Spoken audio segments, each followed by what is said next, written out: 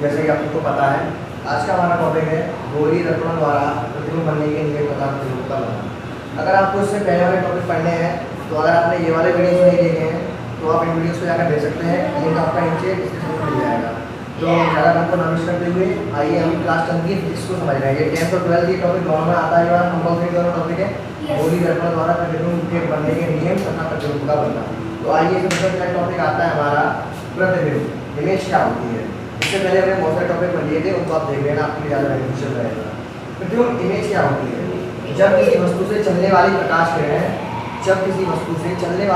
किरणें परावर्तन तथा अपवर्तन के पश्चात जिस बिंदु पर मिलती हैं या मिलती हुई प्रतीत होती है, उसी बिंदु को कहते हैं, उस वस्तु का प्रतिबिंब कहते हैं। मैं आपको चित्र बना के समझा देता हूँ। जैसे कि माना ये कोई हमारा दर्पण है, हमने मान लिया ये हमारा अवतल दर्पण, ये हमारा अवतल दर्पण है, अवतल दर्पण, ये अवतल दर्पण है हमारा, इसको हमने नाम दे दिया M1 M2। और ये हमारी मुख्य अक्ष, हम पीछे पढ़ चुके हैं, मैं आपको सब सिखा चुका हूँ। मुख्य अक्ष और ये होता है हमारा ध्रुव P, ओके। और ये हमारा वक्रता केंद्र C और ये हमारा मुख्य फोकस F। तो प्रतिबिंब की डेफिनेशन कहती है कि जब किसी बिंदु वस्तु से चलने वाली प्रकाश किरणें, सबसे पहले हमको एक वस्तु माननी पड़ेगी, तो हमने वस्तु ले ली है AB, ये वस्तु है हमारी, तो इससे चलेगी प्रकाश किरण, ये चली, दोनों प्रकाश किरण चली, पहली किरण ये निकल गई, दूसरी किरण ये आ गई,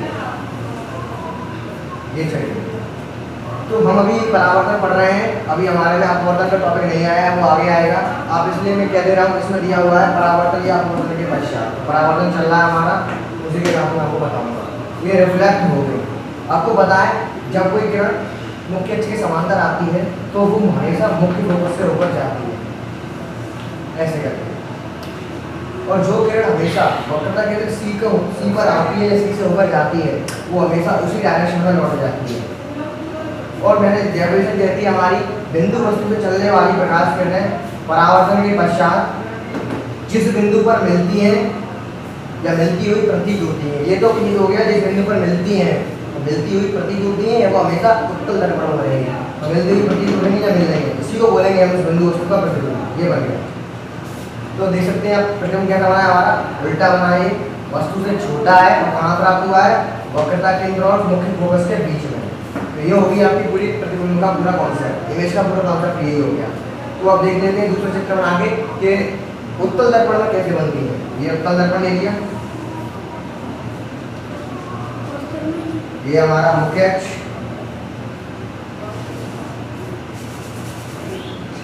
और एक बात आपको बता दूं, जो हमेशा वस्तु होती है वो हमेशा लेफ्ट साइड में रखी जाती है और किरण हमेशा लेफ्ट साइड से डाली जाती है। यहाँ पर वस्तु कभी नहीं आएगी, राइट साइड वस्तु कभी रखी जाएगी, हमेशा वस्तु दर्पण के लेफ्ट साइड में रखी जाती है।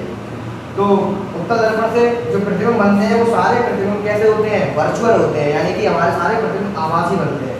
और जो जितने प्रतिबिंब हमारे अवतल दर्पण से बनेंगे वो सभी प्रतिबिंब हमारे रियल होते हैं, वास्तविक होते हैं। तो ये कोई वस्तु AB, उसको भी नाम दे देते हैं M1 M2, ये ध्रुव P, ये वक्रता केंद्र मुख्य फोकस और वक्रता केंद्र C।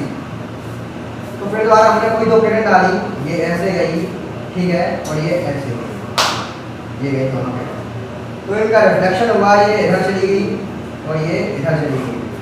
अब आप कहोगे ये कहीं पे मैच तो कर नहीं रही है, तो उसका जो इमेज बनेगी वो इमेज कहाँ बनेगी। तो मैंने आपको पहले बता दिया है कि इसमें दो कंडीशन दी हुई है, मिलती है या मिलती हुई प्रतीत होती है। सेकंड कंडीशन हम आपको उसमें दिखा रहे हैं। तो हमेशा मानेंगे ये हमारा कैसा दर्पण है, उत्तल दर्पण है, ये उत्तल दर्पण। उत्तल दर्पण की जो इमेजेस होती है, यानी उत्तल दर्पण में हमेशा जो प्रतिबिंब बनेगा वो दर्पण के पीछे बनेगा, आभासी बनेगा और सीधा बनेगा। देखिए ये वस्तु की जो रेज आ रही है उनको मैच कराना है कि कहाँ जाती है, हम इमेजिन कर रहे हैं। तो ये जाती यहाँ पर और ये वाली जो आ रही है वो जाती है यहाँ पर, ये ऐसे आ जाती है।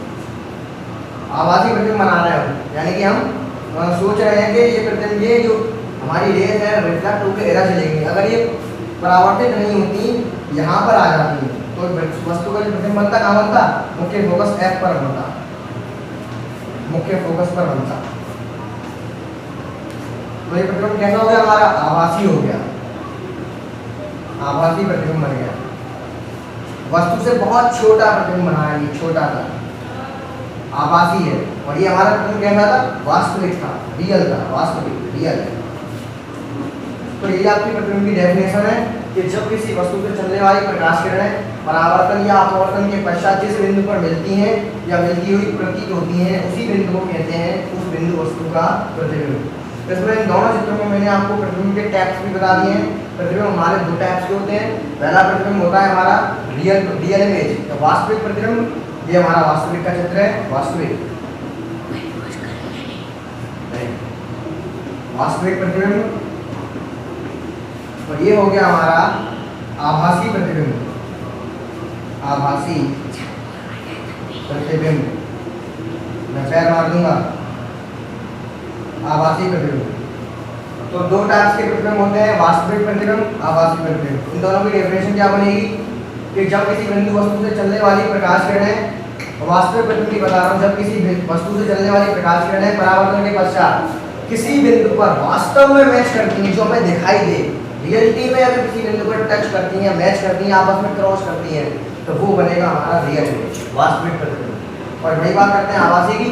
आभासी में ये किरणें आपस में मिली नहीं थी, हमने केवल सोच लिया था कि ये किरणें यहाँ मिल सकती हैं, यानी कि हमें दिखाई नहीं देंगी ये। तो ये बन गया हमारा कैसा प्रतिबिंब, आभासी प्रतिबिंब। इनकी डेफिनेशन आप ऐसे करके लिख लेना, ठीक है, इसका क्लियर। अब अगले टॉपिक में बढ़ रहे हैं, जो होंगे हमारे गोलीय दर्पण द्वारा प्रतिबिंब बनने के नियम। मैंने पहले आपको इनसे पहले प्रतिबिंब क्लियर कराया था कि प्रतिबिंब होता क्या है। अब बनेंगे हमारे गोलीय दर्पणों द्वारा प्रतिबिंब बनने के नियम। उसके बाद हम बनाएंगे गोलीय दर्पणों से प्रतिबिंब। तो गोलीय दर्पण हमारे दो टाइप्स के होते हैं, अवतल दर्पण, उत्तल दर्पण। मैं आपको बारी बारी से अवतल दर्पण से कितने टाइप्स के प्रतिबिंब बनते हैं, कैसे बनते हैं, और उत्तल दर्पण से कितने टाइप्स के प्रतिबिंब बनते हैं, कैसे बनते हैं, सब आपको बताने जा रहा हूँ। आप ये नोट कर लीजिए, वीडियो काफी इंटरेस्टिंग होने वाला है, लंबा होने वाला है। उसके बाद हमारा अगला टॉपिक आता है गोलीय दर्पणों से प्रतिबिंब बनाने के नियम। यानी कि अगर हमको गोलीय दर्पण दे दिए जाएं तो हम प्रतिबिंब कैसे बनाएंगे। बहुत सरल नियम है, इनकी वजह से जो हमारे न्यूमेरिकल होंगे वो आसानी से सॉल्व हो जाएंगे। हमारा पहला नियम क्या कहता है कि मुख्य अक्ष के समांतर आने वाली प्रकाश किरणें परावर्तन के पश्चात सदैव दर्पण के मुख्य फोकस से होकर गुजरते हैं। ध्यान से सुनिए, मुख्य अक्ष के समांतर आने वाली प्रकाश किरणें सदैव रिफ्लेक्शन के, जो रिफ्लेक्शन होगा उसके बाद या रिफ्लेक्शन होते समय दर्पण का जो मुख्य फोकस होता है F, हमेशा उससे होकर गुजारेंगे। ठीक है, आइए एक बार चित्र से क्लियर कर लेते हैं। माना ये हमारा कोई दर्पण है, अवतल दर्पण, उत्तल दर्पण दोनों में देखा हुआ। अवतल दर्पण पहले ले लिया, इसको हमने नाम दे दिया M1, M2। ये दर्पण की मुख्य अक्ष, मुख्य अक्ष, मुख्य अक्ष, और ये दर्पण है हमारा अवतल दर्पण।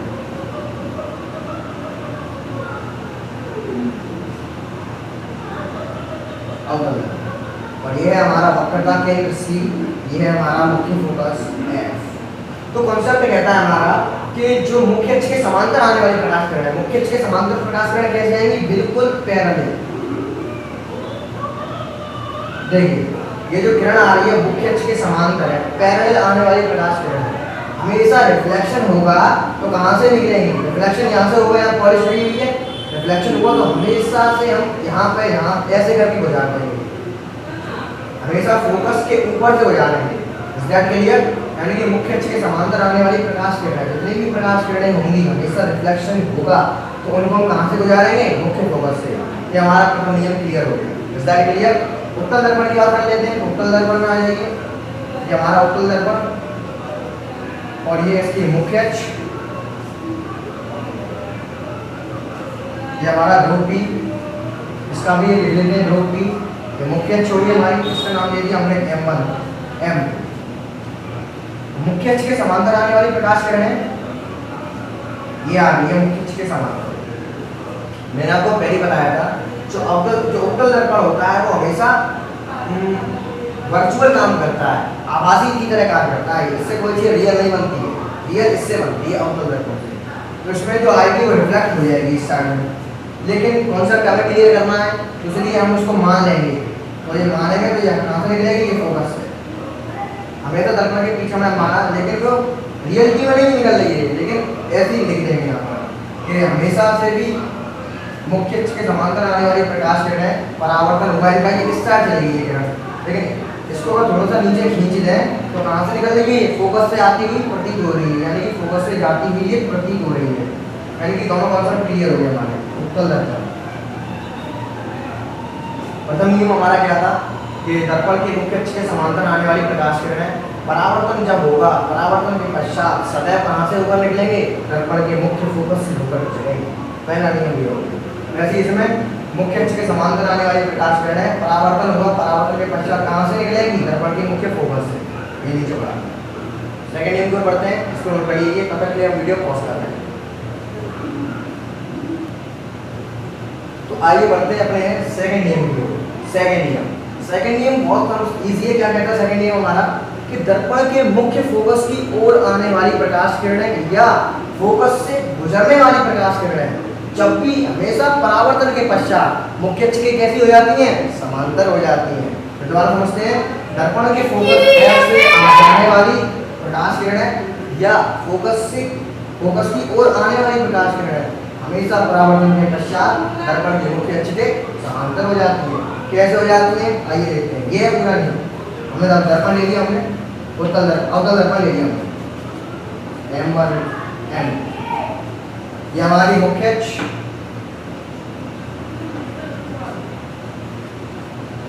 ये वक्रता केंद्र C, मुख्य फोकस F, ये ध्रुव P।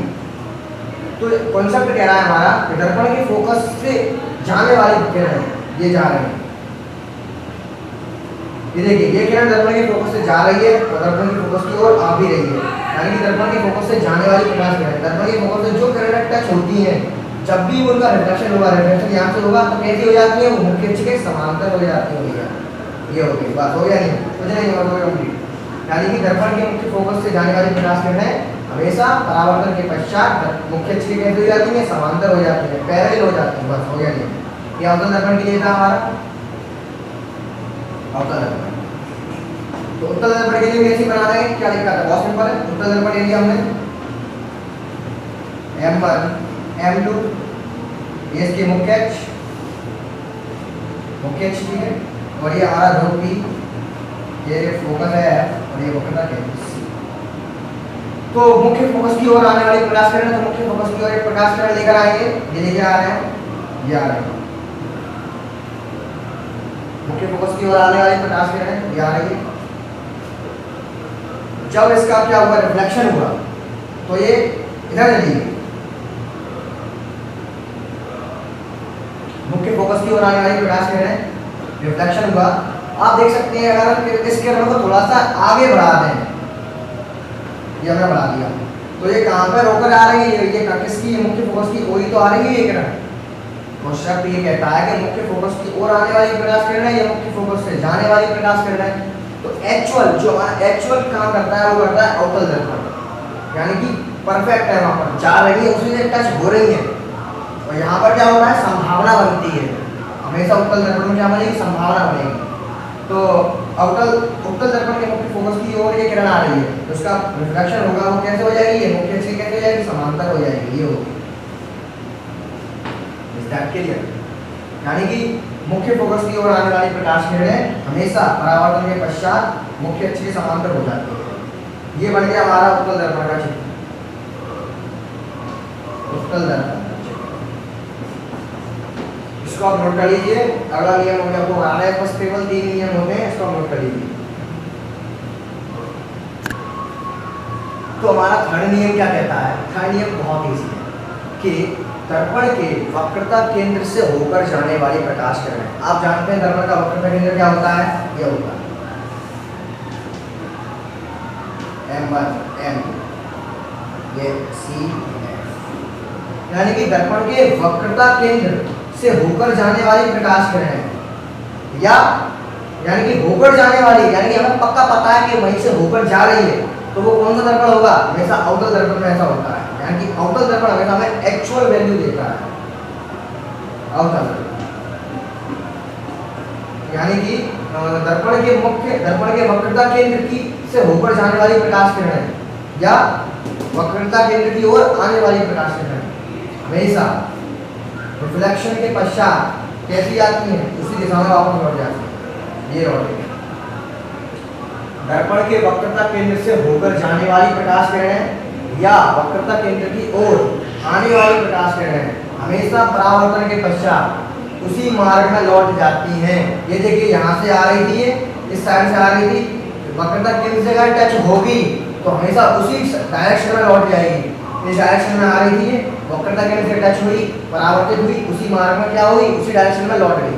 यानी कि हमारा कॉन्सेप्ट क्लियर होता है कि दर्पण के वक्रता केंद्र की ओर आने वाली प्रकाश किरणें हमेशा परावर्तन के पश्चात उसी डायरेक्शन में वापस लौट जाती हैं। उत्तल दर्पण के लिए भी चित्र देख लेते हैं। ये हमारा उत्तल दर्पण बन गया। ये उत्तल दर्पण का चित्र था, ये उत्तल दर्पण का ही बनना है। ये बी, ये सी, ये एफ। तो हमने ये करंट डाली, ये डाली, ठीक है। इस करंट का क्या हुआ, ये हमने करंट डाली, ये वक्र आप देख सकते हैं, ये वक्रता केंद्र पे जा नहीं रही है, वक्रता केंद्र की ओर आ रही है। मैंने पहले बताया था कि जो आ रही है यानी कि एक्चुअल काम नहीं हो रहा है तो वो हमेशा उत्तल दर्पण में होगा, और जो एक्चुअल काम होगा वो अवतल दर्पण में होगा। जैसे कि डायरेक्ट हमें आंखों से दिखाई दे रही है, यानी कि वक्रता केंद्र से होकर जाने वाली प्रकाश किरण डायरेक्ट हमें दिखाई दे रही है, उससे होकर जा रही है। और इसमें कंडीशन क्या होगी, होकर नहीं जा रही है, उसकी ओर आ रही है। कैसे आ रही है, अगर उसको थोड़ा सा और नीचे बढ़ा दें तो ये उसकी ओर जा रही है, तो ये भी क्या होगी, उसी डायरेक्शन में वापस लौट जाएगी। तो ये लौट गई, यानी कि वक्रता केंद्र की ओर आने वाली प्रकाश किरणें या वक्रता केंद्र से होकर जाने वाली प्रकाश किरणें उसी डायरेक्शन में वापस लौट जाती हैं। मैंने आपको दोनों कंडीशन दिखा दी हैं कि होकर जाने वाली प्रकाश किरणें की कंडीशन क्या बनेगी और कौन से दर्पण में बनेगी। तो होकर जाने वाली प्रकाश किरणें, वक्रता केंद्र से होकर जाने वाली प्रकाश किरणें की जो कंडीशन बनेगी वो हमेशा अवतल दर्पण में बनेगी, और वक्रता केंद्र की ओर आने वाली प्रकाश किरणें वो कंडीशन हमेशा उत्तल दर्पण में बनेगी। यानी कि ओर आने वाली उत्तल दर्पण के लिए होता है, और होकर जाने वाली एक्यूरेट अवतल दर्पण बनेगी। तो आपके 3 घंटे समाप्त हो जाते हैं। अब आइए बढ़ते हैं आगे, गोली दर्पण द्वारा प्रतिबिंब का बनना। अब हम आपको सिखाएंगे कि गोली दर्पण से जो प्रतिबिंब बनते हैं, गोली दर्पण हमारी दोनों है, गोली दर्पण 2 टाइप के होते हैं, अवतल दर्पण, उत्तल दर्पण। इन दोनों से प्रतिबिंब किन किन स्टेप से बनते हैं, कौन सी स्थिति होती है, सब कराएंगे। तो उनको नोट करिए, वीडियो को पॉज करना है। आइए अब देखते हैं हमने गोली दर्पणों से प्रतिबिंब को कैसे बनाते हैं, उसके हमने नियम तो पढ़ लिए। अब नियम को टेस्ट करना जरूरी है। अब हम बारी बारी से प्रतिबिंब को बना के देखेंगे, मजा आने वाला है, बहुत अच्छा समझ में आएगा। तो अवतल दर्पण से शुरुआत करते हैं हम। गोली दर्पण 2 टाइप के होते हैं, उत्तल दर्पण, अवतल दर्पण। तो अवतल दर्पण से प्रतिबिंब कैसे बनते हैं, उनको कैसे बनाते हैं वो हम बताएंगे। कितनी कंडीशंस होती हैं, तो आपकी कंडीशन इसमें अवतल दर्पण में 6 होती हैं। उसमें पहली कंडीशन आती है हमारी, जब वस्तु कहाँ रखी हुई हो, अनंत में स्थित हो। जब वस्तु अनंत में स्थित हो, अनंत में हो, जब वस्तु अनंत पर स्थित हो, स्थित हो, तो ये हमारी बनेगी पहली कंडीशन, जब वस्तु अनंत पर स्थित हो। इसकी सीधी ट्रिक बता रहा हूँ मैं, इसमें आपको कुछ ज़्यादा ध्यान नहीं देना है, चित्र अपने आप बना दोगे, मेरी गारंटी है। बस आपको 2 लाइन याद करनी है कि जब हमारी वस्तु अनंत पर रखी हुई होती है तो उसमें से 2 किरण चलती हैं, उसमें से एक किरण तो फोकस से होकर जाती है और दूसरी किरण वक्रता केंद्र सी से होकर जाती है। बस ये 2 कंडीशन याद रखनी है। कौन सी कंडीशन मैं लिख दे रहा हूँ कि जब वस्तु अनंत पर होती है तब वस्तु के, तो दूसरा नियम का कॉन्सेप्ट क्या है हमारा, जब वस्तु अनंत पर स्थित होती है तो केवल आपको ये लाइन याद करनी है, बस चित्र अपने बना दोगे, मेरी गारंटी है कि जब वस्तु के शीर्ष से चलने वाली प्रकाश किरण है उसमें से 2 किरणें चलेगी, उसमें से किसी एक किरण को तो तुम वक्रता केंद्र सी से होकर गुजार दो और दूसरी किरण को मुख्य फोकस एफ से होकर गुजार दो, प्रतिबिंब अपने आप बन जाएगा। देखते हैं कैसे बनता है। देखो हमने अवतल दर्पण की बात चल रही है, अवतल दर्पण बना लिया हमने प्यार से, ये बन गया। ये हमारा अवतल दर्पण का मुख्य अक्ष, ये हमारा रो पी M1 M2, ठीक है। ये वक्रता केंद्र सी, मुख्य फोकस है, वस्तु अनंत पर स्थित है, यानी कि ये हो गया अनंत। ये एक वस्तु रख दी हमने, एक अनंत में स्थित है। कंडीशन क्या है हमारी, ये ट्रिक है, कंडीशन नहीं बता रहा हूँ, ट्रिक बता रहा हूँ। जब वस्तु अनंत पर रखी होती है तो वस्तु के शीर्ष, ये से बोलते हैं शीर्ष, इससे 2 किरण चलती है, उसमें से एक किरण तो फोकस से होकर गुजरती है, दूसरी किरण सी से होकर गुजरती है, यानी कि वक्रता केंद्र से गुजार दो, ये गुजारती है, ये ऐसे गुजारती है।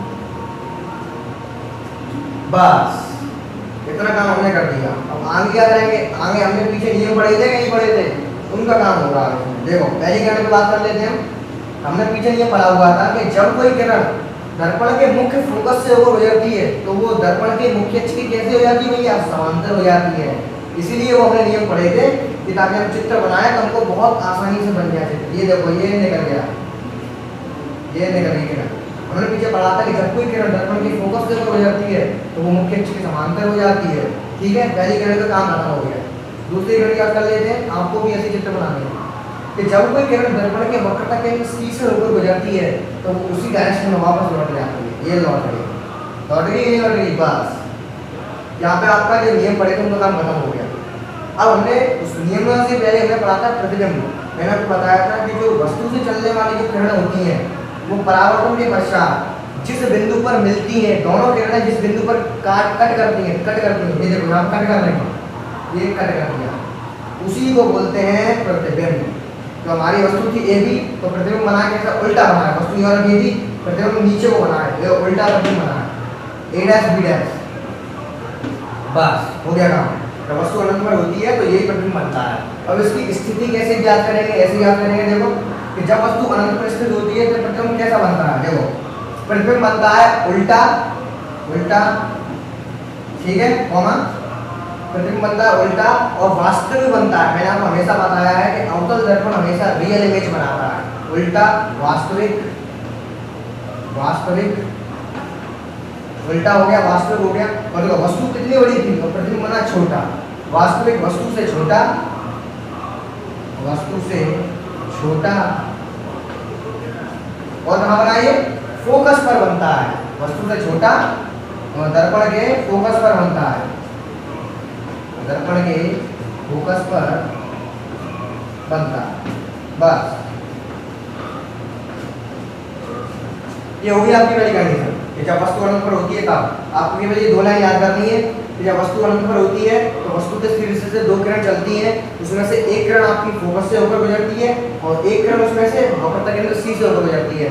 फिर हमको पता हुआ है, नियम पढ़ के आए हैं पीछे कि फोकस से गुजरने वाली किरण हमेशा परावर्तन के पश्चात दर्पण के मुख्य अक्ष के समांतर हो जाती है और वक्रता केंद्र सी से गुजरने वाली किरण हमेशा परावर्तन के पश्चात उसी डायरेक्शन में लौट जाती है। बस प्रतिबिंब की स्थिति फाइंड आउट करना मैंने सिखा दिया है।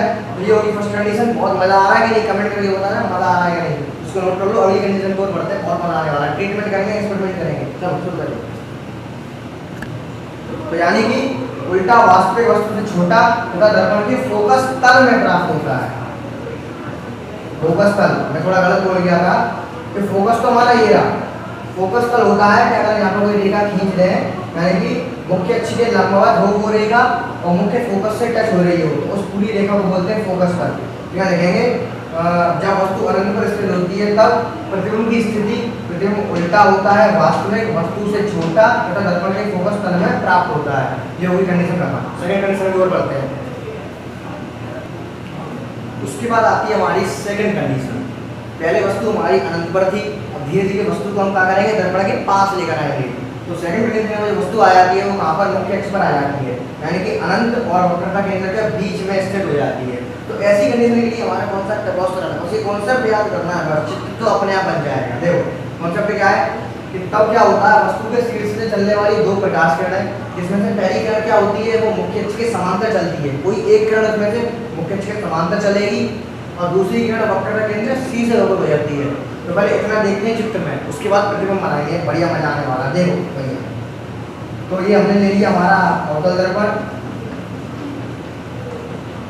M1 M, ये हमारी मुख्य अक्ष, ये वक्रता, ये हमारा दर्पण का ध्रुव P, ये वक्रता केंद्र C और ये फोकस है।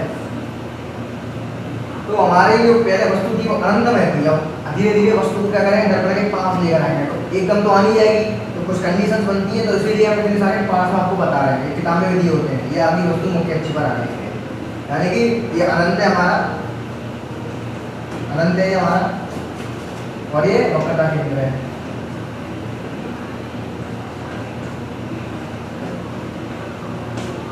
जब वस्तु अनंत तथा वक्रता केंद्र के बीच में स्थित हो तब। तो पहली कंडीशन क्या है, पहली इसमें से दो किरण चलेंगे इसके शीर्ष में से, पहली किरण को क्या कर दो, मुख्य अक्ष के समांतर कर दो, ये कर दी समांतर, ये कर दी समांतर। दूसरी किरण वक्रता केंद्र सी से ऊपर गुजरती है, ये गुजरती है। हाँ, अब क्या होगा, बस हमारा काम खत्म। उसके बाद हमने जो नियम पढ़े थे उन पर पहुंच जाएंगे। तो हमने पढ़ा था नियम कि जब कोई किरण मुख्य अक्ष के समांतर आती है भैया, तो वो हमेशा परावर्तन के पश्चात कहाँ से गुजरती है, एफ से होकर गुजरती है। कहाँ से होकर गुजरती है भैया, एफ से होकर गुजरती है, दर्पण के फोकस से। अब पहली किरण का काम खत्म हो गया, दूसरी किरण पे हम आए। दूसरी किरण कहाँ पर जा रही है, वक्रता केंद्र सी से ऊपर जा रही है। तो हमने ये भी पीछे नियम पढ़ा था कि जब कोई किरण वक्रता केंद्र सी से ऊपर जाती है तो वो जिस डायरेक्शन से आती है उसी डायरेक्शन में वापस लौट जाती है। लो जी, बन गया भैया प्रतिबिंब। अब चित्र तो बन गया। अब प्रतिबिंब को कैसे पहचानेंगे कि दर्पण की ओर आने वाली प्रकाश किरणें परावर्तन या अपवर्तन के पश्चात जिस बिंदु पर कट करते हैं, देखो ये किरणें परावर्तन होने के बाद कहाँ पे कट कर रही हैं, मुझे तो यहाँ पे दिखाई दे रहा भैया, ये किरणें परावर्तन होने के बाद यहाँ पर कट कर रही हैं। तो प्रतिबिंब कहाँ बनेगा भैया, ये बनेगा प्रतिबिंब, ये रहा। तो देख सकते हैं वस्तु से छोटा उल्टा बना है प्रतिबिंब, ए डैश बी डैश नाम दे दिया इसको। वस्तु से छोटा उल्टा, और अवतल दर्पण तो वास्तविक तो बनेगा ही बनेगा, वास्तविक उल्टा वस्तु से छोटा तथा कहाँ प्राप्त होता है, दर्पण के फोकस और वक्रता केंद्र के बीच प्राप्त होता है। ठीक है, यानी कि कहाँ प्राप्त होता है, दर्पण के वक्रता केंद्र और मुख्य फोकस एफ के बीच में प्राप्त होता है। तो यहाँ लिख देंगे बस प्रतिबिंब कैसा हमारा, ये लिख रहे हैं, लिख के लिखेंगे। ठीक है, प्रतिबिंब जब वस्तु अनंत तथा वक्रता केंद्र के बीच स्थित हो, ये हर आप एग्जाम में लिख कर आएंगे, आपको सब चीज लिख के आएंगे। तब प्रतिबिंब उल्टा, वस्तु से छोटा, वस्तु से छोटा उल्टा, वास्तविक,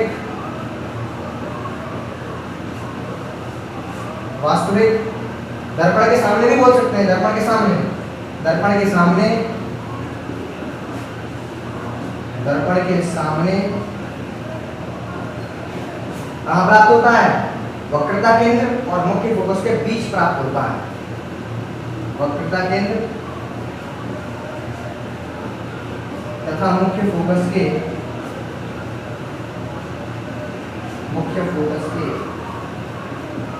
बीच प्राप्त होता है।